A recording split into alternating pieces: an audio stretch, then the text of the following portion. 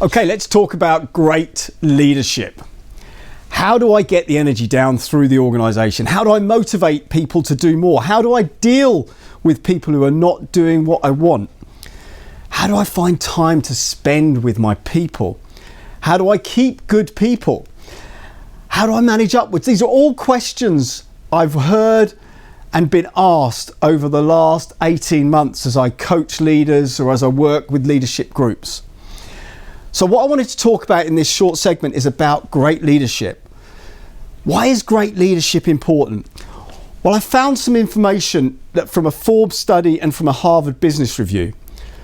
Forbes did a study in January 2015 of 50,000 managers. They found that the top 10% of leaders in that survey generated 200% more in business results, whether that's revenue or profit. The average bottom 10% delivered 150% less than the average. So great leaders double the amount of business you get. In the Harvard Business Review, they found that 50% of employees considered leaving a leader in the bottom 10% of leaders. The top 10% on average of the 75% employee sat, and bottom 10% had 25% employee sat. So employees were happier working with the top 10% of leaders. They also found that people who worked for the top 10% of leaders, 60% of them were satisfied with their pay and their terms and conditions. So great leaders are great for your business. And I think it's worth talking about what is a leader. And the best description I can find for that is in Stephen Covey's book, 7 Habits of Highly Effective People. In that book, he tells a story of a group of people in a jungle. Imagine the Amazon jungle. And they're hacking their way through the jungle with machetes. And at the front of the column are the machete wielders hacking their way through the jungle. Just behind the machete wielders are teams that are organising training for machete wielders, become more efficient and better, and muscle building for machete wielding. You've got the guys that are owning the process and managing the shift patterns for the machete wielders. There's a recruitment team that are recruiting new machete wielders. So all of the management infrastructure to support the frontline machete wielders are there in the jungle just behind them. And then on the ladder above the tallest tree in the jungle is the leader. And the leader's looking ahead towards the end of the jungle, deciding where should we be going? Which direction should this column be going in? And I think that's the best description of leadership. Leadership is all about looking ahead, deciding on where the business or the team needs to go. So let me just tell you a little bit about me and why leadership is so important to me. I'm absolutely passionate about great leadership, and I get incredibly frustrated with poor leadership, and I've had some dreadful leaders over the years. You know, I've been 30 years in leadership roles in corporate life, from being a first line manager managing engineers and salespeople to a VP of sales for Europe, having 450 salespeople working for me. I did 12 years with the Army Reserves, and I went through Sandhurst in 1990, which gave me another perspective on leadership. I've been coaching leaders for over 12 years now. 50, 60 leaders I've coached over that time. And I run a podcast today with a colleague of mine, all focused around leadership. And we've done 40 plus episodes interviewing great leaders and discussing leadership topic. So I'd have to be an idiot if I didn't spot some of the trends and themes that come through about great leadership. And I'm going to share 5 with you today. So the first one is about having a compelling vision. All leaders need to have a compelling vision about where their business is going, where their team is going. Stephen Covey talks in 7 Habits of Highly Effective People in habit 2. He says, start with the end in mind. Although I think one of the best stories that describes this theory of having a clear vision is from Lewis Carroll in Alice in Wonderland.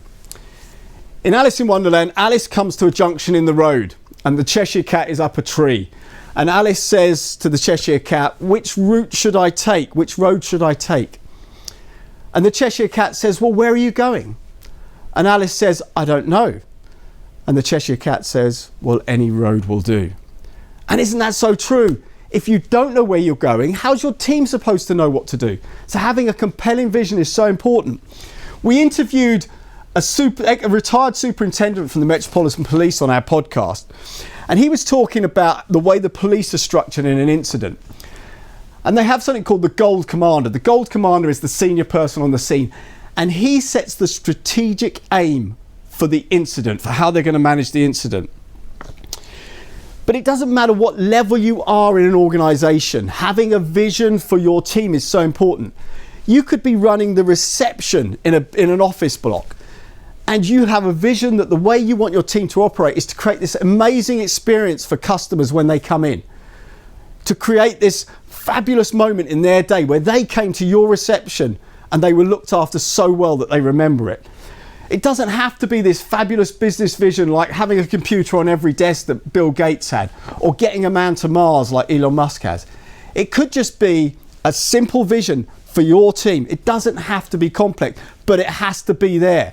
Because as a leader of a team, however big or small, if you don't know where you're going, then how are your team supposed to know?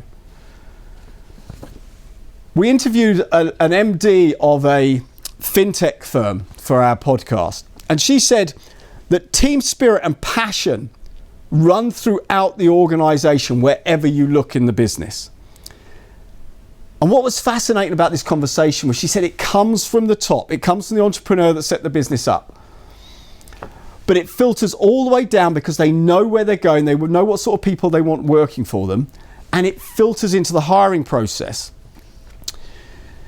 So one of the tips I'd give you when you're building a vision, and if you haven't got a vision for your team or for your business, take time building one. Take time building one and creating one so that you know where you're going and where your team know where they're going. But don't overcomplicate it. It doesn't need to be a big sexy vision that's got fabulous words in it. Just be clear on where you're going. Shape it and then build it with your team. Sit down with them and go, this is where I want to take us. This is what I want to do. So that's the first point, about have a vision. The second thing, and I spend a lot of time on this with people when I'm coaching them, and it answers the question, how do I motivate people? How do I get people to do the right things? They've got to know what good looks like. So point number 2 is all about knowing what good looks like. Many leaders don't spend enough time really helping each member of their team being very clear on their objectives, on what they need them to achieve as part of their role in the whole of achieving the vision for the business. This is not just about hitting sales or business targets. So objectives are easy if you're a salesperson, just set a sales target. But there's more to it than that. There needs to be more to it than that. But people need to know what good looks like. Because if they don't know what good looks like, and they do something that you're unhappy with, it's not their fault. You just haven't shared with them what good looks like. This fintech MD, she said, set your team's objectives and let them get on with it. And that's so true. Make sure they know what they've got to do and then let them get on with it. We interviewed a firefighter who heads up a fire station down in Sussex. And she said one of the first things they do when they get to a scene is they're very clear on the objectives and what good looks like for each of the members of the fire engine. You're going to clear the bottom of the house. When you've cleared it, come out and tell us it's clear. You're going to do the top of the house. You're going to go and sort out the water. Whatever the task might be, everyone knows what their part is in it. So, second point is make sure the team know what good looks like. The third one is about being a great communicator. Now, we heard earlier in the interview that I did with Ian about the importance of communication. And it's two-way. And it's fascinating. I was doing a pre-podcast interview yesterday with a guy called Chris Hunter, who is a bomb disposal he's retired bomb disposal expert. He's was a major in the army. And I was on the phone to him in Libya, and he was in Tripoli defusing IEDs, making the city safe. And I was talking to him about communicate, what great leaders, what clues there are for great leadership that he could share with us. And he said it's all about communication. And he used a phrase I thought was the best way I've heard of describing why communication is important. He said, poor communication typically starts wars. And after a bit of fighting and conflict, good communication typically ends wars. So communication is vital. Great leaders communicate regularly. Great leaders create an environment where communication is cyclical, where they're seeking feedback, they're asking. You don't have to know everything as a leader. Our firefighter, when we were interviewing her, said, sometimes I need to sit in the back of the engine. So it's okay. The leader doesn't have to be the person who knows everything. You don't have to be the expert in everything. In fact, it's okay to drop the ego and go, actually, I don't know the answer to that. And can you help me with this? From your team. That's okay. But be a communicator. Seek that input. When we interviewed millennials, one of the key things the millennials said is, we want to feel valued. And one of the ways we feel valued is when we're asked our opinion. And it's really important that when you're asked someone's opinion, you create an environment of safety for them. Google call it psychological safety. You create an environment where it's okay to share what you think. It's okay to comment on something and say, I don't think we're going in the right direction, boss, or I think we should do this. You create this psychological safety where it's okay to say something's not working. Google also found that the best teams not only had psychological safety, they also practiced ostentatious listening, which meant you weren't listening waiting to say something or thinking about your answer. You were listening because you want to hear. So communication is about hearing, seeking feedback, and sharing regularly. So point four. Point four is all about growth. Darwin said the most adaptable survive, and the most adaptable leaders will survive.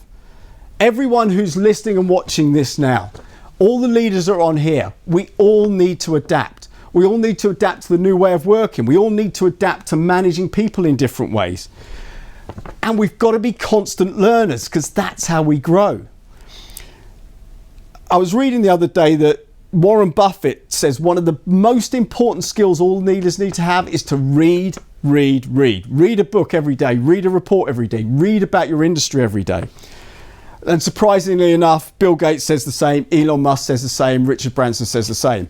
All about growing and learning and bettering yourself. What can you do to help you be a better leader? It was interesting, actually. We interviewed an MD of the financial services sector in Accenture. And she said she always takes roles that are outside her comfort zone. She's always asked people in more senior positions or who are doing bigger jobs than her for advice on what she should learn. So you need to seek, as a leader, you need to seek to be growing, because if you're not growing, you're going backwards because other people are growing around you. But it's also important to develop your team. Invest in them and they will invest in you. It's not an HR thing, growth and development. Growth and development is a conversation any leader at any level in an organization should be having with their employees all the time. It was a great example from this retired superintendent that we interviewed. When he was a couple of years into the force, his boss said to him one day, you haven't got a master's degree, so we're going to send you on day release to get a master's degree. And his comment was, I was surprised that someone wanted to invest in me. So I then invested the rest of my career in them. So invest in your people, make time for developing your people. And it doesn't have to be formal courses where you have to get formal certification. It could just be shadowing or new experiences that you give your team. But work with them on what they need to do to grow. And when we interviewed the millennials, one of the things they said was, we asked them, how do you stop good people leaving companies? And it was simple. They said, invest in our skills. If we're being invested in, we're going to stay. The next point is, as a leader, be human. Wow, what does be human mean? We're all humans. Be human means bring yourself to work. Don't bring the mask, the fascia that you think should be coming to work. Bring the real you to work. It's also called authentic leadership. But we've found in a lot of our conversations that the best leaders bring themselves to work. So if you're playful and fun with your kids at home, it's okay to be playful and fun at work. If you have to discipline your children at home, it's okay to bring yourself to work, because it's hard work to be someone else that's not you. So be authentic, bring your real self to work, don't put a costume on. Jean McCaskill, who's a development and learning specialist in Cisco, I asked her the question, how can you be more human as a leader? And she answered, it's not being a title, being you, Neil. Bring yourself to work. Not knowing everything is okay. Drop your ego, drop your armor, but as a leader, own everything. So you own it. There was another point that was made around being human as well, which is about inclusion. Make sure you're including people as much as you possibly can. Diversity is a fact, inclusion is a choice. And it's up to you as a leader to make sure that all the human beings that work for you are included. You know, just go back to those statistics I shared at the beginning of this speech. Those statistics show that the great leaders produce better business results. So make sure you're investing in your people and you're including all the people, not just people like you, not just the loudest person in the room, not just the most extrovert, but you're including everyone. I love this phrase from the FinTech MD we interviewed. She said, I'm allowed to bring my full self to work. Now imagine if you brought your full self to work. So I guess one of the key points about being human, and another quote I picked up from Jocko Willink, who wrote Extreme Ownership, ex-Navy SEAL. He said, be humble, be an enabler, not a dictatorial person. And be humble, that's being human. So those are the key 5 points I wanted to share with you today. Make sure you've got a vision. Make sure it's compelling and inspiring, and your business, your team, whoever you're leading, know where you're going. Make sure they know what good looks like. Make sure they know their part in the jigsaw puzzle. Be a great communicator. Not just share as much as you can, but not just sharing, not just talking, and creating an environment where there is a cyclical communication, where there's feedback and it's a safe environment. Remember, growth and development for you and your team. The most adaptable survive. You need to be growing and adapting, and so do you need to be enabling your team to do that. And then the final point was about being human. Make sure that you bring yourself to work, that you are authentic, that you are humble, that you are inclusive of all the people within your business. I'm going to close by leaving you with a couple of thoughts. The first one is, if you want to succeed as a great leader, always put your people first. We interviewed one of the directors of Softcat, and he said, I spend way more time championing my people than I do myself. Spend more time championing your people than you do yourself. The other thing I'd add is, look, don't try and do this alone. Trying to be a leader is a lonely place. Be courageous, but don't try and do it alone. Look at having support around you. Look at having mentors. Look at having coaches. Look at working with peer groups. Don't try and do it alone, because you want to share this experience, because you'll learn from other people. Hope that helps give you an idea of what it takes to be a great leader.